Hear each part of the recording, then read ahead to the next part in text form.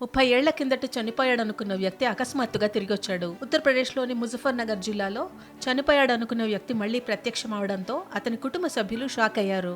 ఖతౌలీకి చెందిన షరీఫ్ 28 ఏళ్ల తర్వాత తన ఫ్యామిలీని కలుసుకున్నారు. ఎస్ఐఆర్ కు సమర్పించాల్సిన డాక్యుమెంట్స్ కోసం 28 ఏళ్ల తర్వాత ఆయన తన ఊళ్ళో ప్రత్యక్షమయ్యారు. షరీఫ్ మొదటి భార్య 1997లో మరణించింది. ఆ తర్వాత అతను మళ్లీ పెళ్లి చేసుకుని తన రెండవ భార్యతో వెస్ట్ బెంగాల్కు వెళ్లాడు. కొంతకాలం పాటు కుటుంబంతో ల్యాండ్ లైన్ ఫోన్ల ద్వారా కాంటాక్ట్లో ఉన్నప్పటికీ ఆ తర్వాత కమ్యూనికేషన్ కట్ అయింది.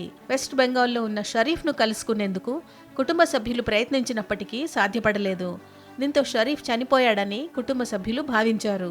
ఎస్ఐఆర్ కోసం పేపర్ వర్క్ అవసరం పడటంతో షరీఫ్ ఉత్తరప్రదేశ్లోని ఖతౌలీలో తన ఇంటికి చేరుకున్నాడు. చనిపోయాడనుకున్న షరీఫ్ 28 ఏళ్ల తర్వాత ప్రత్యక్షమవడంతో అతని ఫ్యామిలీ, బంధువులు, ఇరుగు పొరుగు వారు షాక్ అయ్యారు.